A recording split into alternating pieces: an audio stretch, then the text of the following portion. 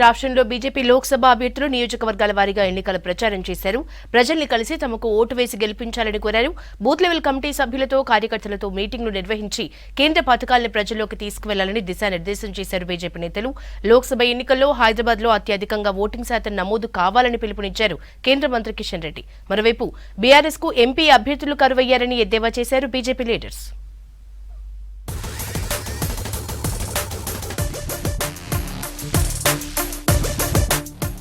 Delhi liquor scam కేసులో BRS MLC కవిత అరెస్టుకు తెలంగాణ రాష్ట్రానికి సంబంధం ఏంటని ప్రశ్నించారు కేంద్ర మంత్రి కిషన్ రెడ్డి.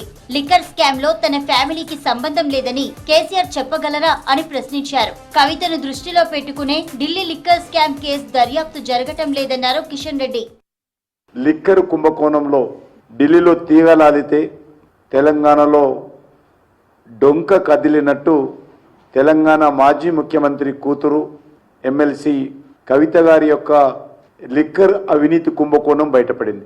కవిత గారిని దృష్టిలో పెట్టుకొని ఢిల్లీలో లిక్కర్ కుంభకోణం దర్యాప్తు జరగాల. ఆపు ప్రభుత్వంలో జరిగినటువంటి లిక్కర్ వ్యవహారంలో ఢిల్లీ ప్రభుత్వానికి సంబంధించినటువంటి అధికారులు ఫిర్యాదు మేరకే ఈ యొక్క లిక్కర్ కుంభకోణం పైన దర్యాప్తు జరిగిన విషయాన్ని ఈ సందర్భంగా మనయేస్తాం. సౌకర్యాలు లేవని విమర్శించడానికి ఎంత హక్కు ఉందో ఓటు వేసే బాధ్యత కూడా ఓటర్లకు ఉందన్నారు కిషన్ రెడ్డి.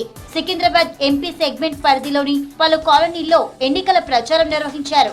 అనంతరం సికింద్రాబాద్ బేగంపేటలో దొంగలను ఎదుర్కొన్న తల్లి కూతుళ్లను వారి ఇంటికి వెళ్లి అభినందించారు.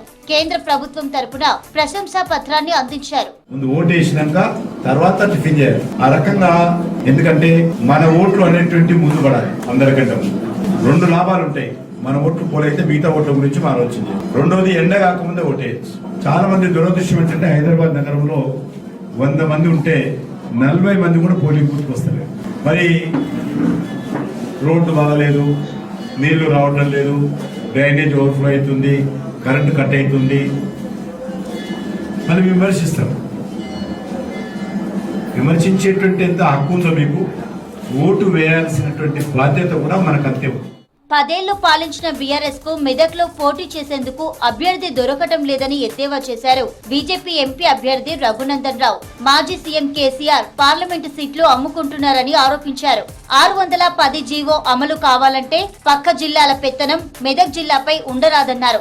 సిద్దిపేట జిల్లా మర్కుక్ మండల కేంద్రంలోని రంగనాయక స్వామి ఆలయంలో ప్రత్యేక పూజలు చేసిన Raghunandan Rao BJP booth committee సమావేశంలో పాల్గొన్నారు.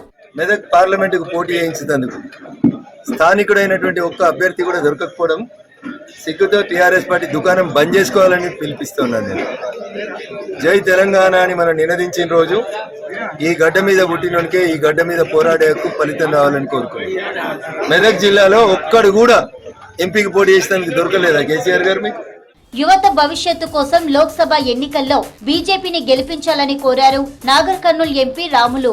రంగారెడ్డి జిల్లాలోని అమనగల్లో కల్వకుర్తి నియోజకవర్గం బీజేపీ కార్యకర్తలతో సమావేశం నిర్వహించారు. కేంద్ర ప్రభుత్వ పథకాలను ఇంటింటికి చేరవేసి బీజేపీ విజయానికి తోడ్పడాలని కార్యకర్తలను కోరారు ఎంపీ రాములు. ప్రజలు కోరుకునే అన్ని ఆర్టికల్స్ కి ప్రధానమంత్రి గారి మోడీ గారికి బీజేపీ ప్రభుత్వానికి అనుకూలంగా ఓటేసి ఈ రోజు దేశానికి వన్నె తెచ్చిన ప్రతి దాంట్లో కూడా ఆయన పాలు పంచుకున్నారు.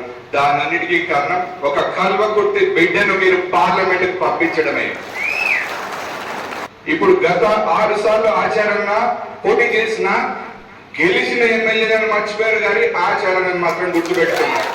లోక్సభ అభ్యర్థుల ఖరారు కోసం బీజేపీ కేంద్ర ఎన్నికల కమిటీ ఏర్పాటు చేసిన సమావేశానికి హాజరయ్యేందుకు ఢిల్లీ వెళ్లారు ఎంపీ లక్ష్మణ్. మరోవైపు రాష్ట్రంలో పోటీ చేసే ఎంపీ అభ్యర్థులతో రేపు సమావేశం నిర్వహిస్తామని తెలిపింది స్టేట్ బీజేపీ.